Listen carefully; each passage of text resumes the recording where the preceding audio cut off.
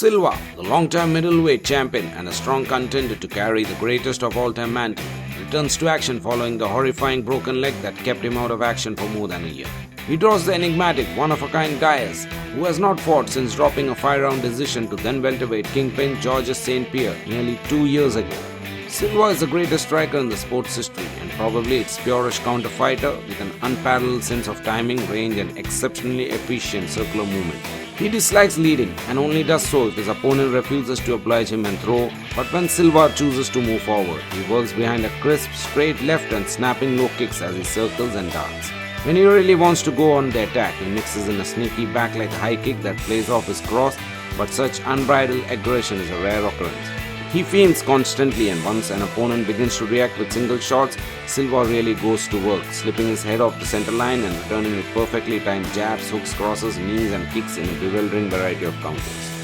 Diaz, on the other hand, is a born and bred pressure fighter. He wears down his opponents with his ability to absorb damage, constant output and work to the body.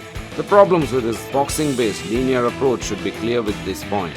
Diaz struggles to cut off his opponent's angles, does not check low kicks and has relatively little offer in the center of the stage, all of which a disciplined foe can exploit. When he backs his opponent to the fence, however, Diaz shines. He unleashes combinations of up to 16 punches, alternating between head and body in a stream of constant punishing offense. He does a beautiful job of changing up his rhythm, tapping away with low-powered shots before whipping a full-speed left that catches his opponents unawares.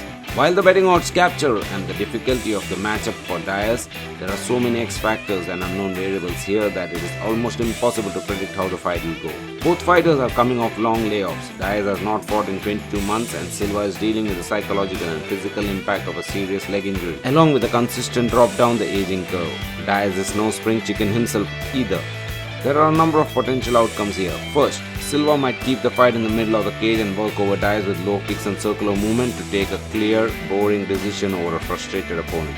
Second, Silva could engage on the inside where his size, strength and godlike technical prowess in the clinch come into play. Third, Silva might embrace his inner showman, throw caution to the wind and engage in a straight-up firefight. While the first option makes the most sense, I think the fight will consist of some measure of all three, with Silva clearly taking the first 3 or 4 rounds and Diaz turning it up late. Silva by 49-46 decision is the pick. Pen your pick in the comments below and let know who will come out trumps.